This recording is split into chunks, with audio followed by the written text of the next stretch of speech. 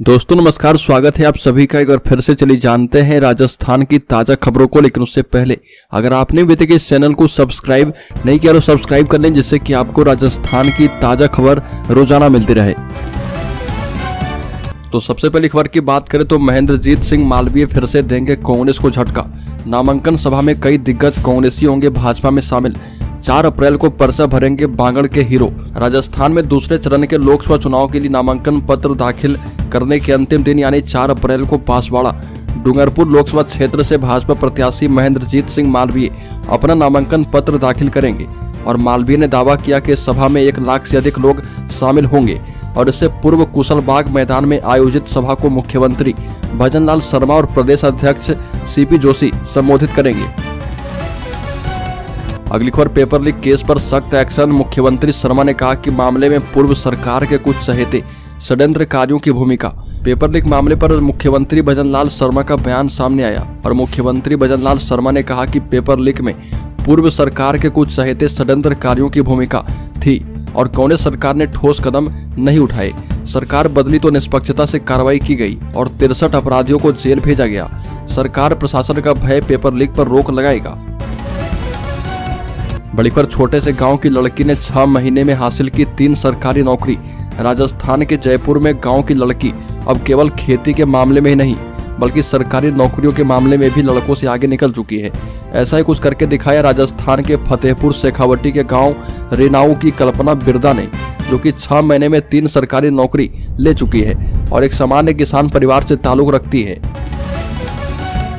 अगली खबर राहुल कसबा के पार्टी बदलने से नाराज दिखे मतदाता। कहा कि जनता मोदी जी के विजन के साथ खड़ी है। बता दें कि मतदाताओं की राय जानने जब टीम पहुंची तो वहां के लोगों का कहना था कि मोदी सरकार में एमपी रहे राहुल कसबा ने मोदी जी के नेतृत्व में यहां अच्छा विकास कार्य करवाया, लेकिन अब कसबा के पार्टी बदलने के बाद हमारा वोट मोदी नेतृत्व को ही जाएगा। अगली खबर राजस्थान में चूहे मारने वाली दवा से तैयार हो रही एमडी ड्रग्स। कई लोग जान से हाथ धो बैठे। राजस्थान के जोधपुर जिले को हमेशा यहाँ के स्वागत सत्कार के लिए जाना जाता है, लेकिन राजस्थान का यह जिला लगातार नशे की लत के मामले में भी आगे बढ़ता ही जा रहा और यहाँ पर एमडी ड्रग्स का भी युवा सेवन करने लगे हैं।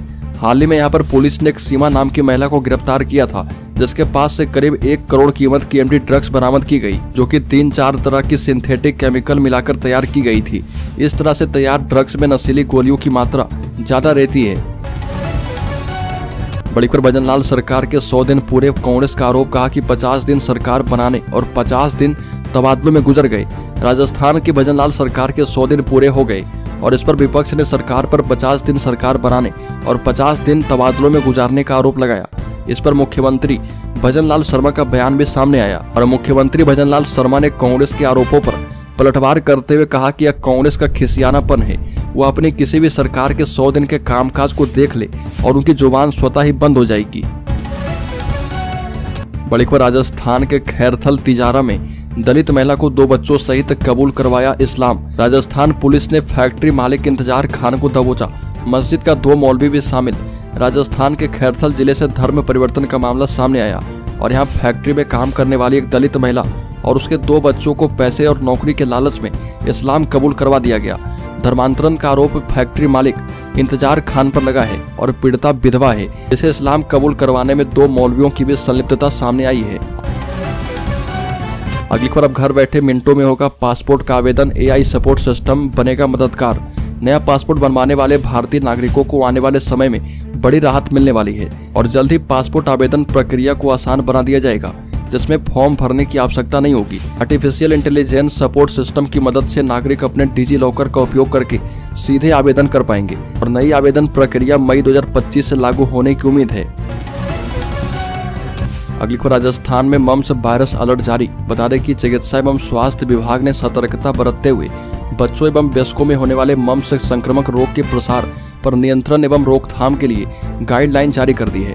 वर्तमान में कुछ क्षेत्रों में मम्स रोग के कुछ केसेस सामने आए हैं। गले में दर्द, सूजन एवं अन्य शारीरिक कमजोरी के लक्षणों वाले इस रोग पर यथा समय नियंत्रण एवं रोकथाम के लिए अतिरिक्त मुख्य सचिव श्रीमती शुभ्रा सिंह के निर्देश पर चिकित्सा विभाग ने गाइडलाइन जारी कर दी है। अगली खबर आरपीएस अफसरों को भजनलाल सरकार की बड़ी सौगात। 33 अधिकारी को दिया प्रमोशन। लोकसभा चुनाव से पहले राजस्थान की भजनलाल शर्मा की सरकार ने आरपीएस अधिकारी को बड़ी सौगात दी है। इस दौरान राजस्थान पुलिस सेवा की 33 आरपीएस अधिकारियों को पदोन्नत किया गया है। यह निर्णय विभागीय पदोन्नति समिति की बैठक में लिया गया और उसके बाद अब इन अधिकारियों को पदोन्नति दे दी गई है। इसको लेकर गृह विभाग ने आदेश जारी किए हैं और गृह विभाग की ओर से एक आदेश जारी कर 33 आरपीएस अफसरों की प्रमोशन लिस्ट जारी की गई है। अगली को राजस्थान में बजरी माफियाओं के खिलाफ अब तक की सबसे बड़ी कार्रवाई, करोड़ों की मशीनरी जब्त। राजस्थान के 12 जिले में पुलिस ने परवन नदी में कुंजैड मायथा के समीप अवैध खनन माफियाओं के खिलाफ अब तक की सबसे बड़ी कार्रवाई करते हुए करोड़ों की मशीनरी जब्त करने में सफल रही। पुलिस ने गोपनीय तरीके से सारी कार्रवाई को दिया अंजाम और मौके से 3000 टन बजरी जब्त किया गया है। बड़ी खबर, जयपुर में रिहायशी वाणिज्यिक डीएलसी दरें 10% बढ़ी। नए वित्त वर्ष के साथ जयपुर में रिहायशी एवं वाणिज्यिक डीएलसी की दरों में 1 अप्रैल से 10% की बढ़ोतरी हो गई है। डीएलसी दरें बढ़ने से अब पंजीयन और मुद्रांक शुल्क राशि भी अधिक लगेगी। स्टाम्प ड्यूटी और रजिस्ट्रेशन फीस का मूल्यांकन भी बढ़ी हुई दरों के मुताबिक किया जाएगा। वित्त वर्ष 2023-24 में डीएलसी दरें 5% बढ़ाई गई थी। अगली खबर, केंद्रीय गृह मंत्री अमित शाह ने कहा कि जातियां फूल है और इनसे गुलदस्ता बनना चाहिए। मुख्यमंत्री ने कहा कि इस बार सभी जाति के वोट बीजेपी को मिलेंगे। केंद्रीय गृह मंत्री अमित शाह ने जवाहर सर्कल स्थित होटल में रात करीब 8 बजे सामाजिक संगठनों के प्रतिनिधियों के साथ 1 घंटे संवाद किया और अमित शाह ने कहा कि जातियां फूल है, इनसे मिलकर गुलदस्ता बनना चाहिए। कांग्रेस समाज को जातियों में बांटकर लोगों को भड़काने का काम कर रही है। पीएम मोदी ने देश में केवल 4 जातियां बताई और किसान, गरीब, महिला और युवा कोई जाति माना गया है। ये चारों वर्ग सभी जातियों में है। अगर इनका समुचित विकास होगा तो सभी जातियों का विकास हो जाएगा। तो दोस्तों, खबरों में आगे बढ़े उससे पहले मैं आपको बता दूं कि इस चैनल की तरफ से क्यूज सीरीज का दूसरा फेज शुरू है, जिसमें विजेता को 1001 रुपए गिव अवे के तौर पर दिया जाता है। तो इस क्यूज सीरीज का 12वां सवाल है कि सबसे पुरानी भाषा इनमें से कौन है। इसमें पहला ऑप्शन है हिंदी, दूसरा ऑप्शन है संस्कृत, तीसरा ऑप्शन है संथाली और चौथा ऑप्शन है तमिल। तो जल्दी से इस प्रश्न का सही जवाब कमेंट बॉक्स में दीजिए और शामिल हो जाइए 3 लकी सब्सक्राइबर में, जिन्हें 1001 रुपए गिव अवे के तौर पर दिया जाएगा। तो चलिए फिर से बढ़ते हैं खबरों की ओर।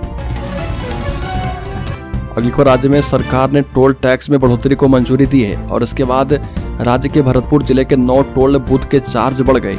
इन टोल बूथ पर 5 से 10% तक टैक्स बढ़ेगा और इससे करीब 27,000 वाहनों पर प्रतिदिन अतिरिक्त भार आएगा। जबकि आगरा जयपुर रोड पर टोल टैक्स जुलाई माह में बढ़ेंगे। सबसे महंगा अब अलवर रूट होगा, क्योंकि इस रूट पर 5 टोल हैं, जिसमें 3 कंजोली लाइन, मुराका और पनहोरी भरतपुर जिले में है। अगली खबर, लॉरेंस बिश्नोई गैंग मामले में पुलिस की बड़ी कार्रवाई, 1 आरोपी को दबोचा गया। राजस्थान की एंटी गैंगस्टर टास्क फोर्स और बीकानेर जिला पुलिस ने रोहित गोदारा और लॉरेंस बिश्नोई गिरोह के सदस्य के लिए फर्जी पासपोर्ट तैयार करने और उन्हें विदेश भेजने में मदद करने के आरोप में 1 आरोपी को उत्तराखंड से गिरफ्तार किया है। और पुलिस ने बताया कि दिल्ली और उत्तराखंड में छापेमारी के बाद आरोपी को उत्तराखंड नेपाल सीमा से पकड़ा गया। अगली खबर, नामांकन में तथ्य छिपाने के आरोप पर ज्योति मिर्धा का बेनीवाल पर हमला, कहा कि डिग्रीधारी अनपढ़ों की जमात। राजस्थान में लोकसभा चुनाव 2024 में काफी राजनीतिक उलटफेर हुए हैं और जहां ज्योति मिर्धा कांग्रेस के साथ मैदान में और हनुमान बेनीवाल बीजेपी के साथ चुनावी अखाड़े में थे, वहीं अब बेनीवाल कांग्रेस के साथ हैं और ज्योति मिर्धा बीजेपी खेमे में है। ज्योति मिर्धा के सामने हनुमान बेनीवाल की एक बार फिर से चुनौती है, इसलिए वह चुनाव प्रचार में जुटी है। ज्योति मिर्धा ने कहा कि मेरे नामांकन में किसी तरह की त्रुटि नहीं है और जो भी आरोप हनुमान बेनीवाल ने लगाया वो बिल्कुल ही अनपढ़ों की जमात वाले आरोप हैं। अगली को, राजस्थान में एनफोर्समेंट एजेंसियों का बड़ा धमाका, 435 करोड़ का सामान जब्त। लोकसभा चुनाव में रुपयों और शराब समेत अन्य चीजों का दुरुपयोग रोकने में जुटी राजस्थान की एनफोर्समेंट एजेंसियों को बड़ी सफलता मिली है। एनफोर्समेंट एजेंसियों ने मार्च महीने के अंत तक राजस्थान में 435 करोड़ रुपए से अधिक की नकदी, सोना, चांदी, शराब, ड्रग्स समेत नशीली दवाइयों और अन्य चीजों को भारी मात्रा में जब्त किया है। एनफोर्समेंट एजेंसियों की इन कार्रवाई में जोधपुर सबसे अव्वल रहा। अगली को, राज्य के जयपुर जिले में पैसे लेकर अंग प्रत्यारोपण की फर्जी एनओसी देने वाला गिरफ्तार। भ्रष्टाचार निरोधक ब्यूरो एसीबी की टीम ने एसएमएस अस्पताल में रुपए लेकर अंग प्रत्यारोपण यानी ऑर्गन ट्रांसप्लांट की फर्जी एनओसी देने वाले को गिरफ्तार किया है। एसीबी की टीम ने रात 1:30 बजे कार्रवाई करते हुए फर्जी एनओसी देने वाले सहायक प्रशासनिक अधिकारी गौरव सिंह और अनिल जोशी को लेन देन करते रंगे हाथ पकड़ा था। बड़ी खबर लोकसभा चुनाव को देखते हुए गुजरात और राजस्थान के डीजीपी ने शराब और ड्रग माफिया के खिलाफ एक साथ ऑपरेशन चलाने की रणनीति बनाई है। गुजरात के डीजीपी विकास सहाय और राजस्थान के डीजीपी उत्कल रंजन साहू की अध्यक्षता में महत्वपूर्ण बैठक हो चुकी है। इसमें दोनों राज्य के पुलिस अधिकारी ने लोकसभा चुनाव को देखते हुए अपने अपने राज्य के वांछित अपराधी की सूची एक दूसरे से साझा कर दी है। अगली खबर राजस्थान के शेयर होल्डर्स इन्वेस्टर्स के लिए बड़ी खबर, नए रिकॉर्ड हाई पर शेयर बाजार। पहली बार सेंसेक्स 74,254 और निफ्टी 22,529 पर। और बता दें कि अगर आप भी पेनी शेयर में निवेश से कमाई करना चाहते हैं तो हम आपको उन 10 शेयर के बारे में बता रहे हैं जिनके कामकाज में पिछले सप्ताह अपर सर्किट लगा था।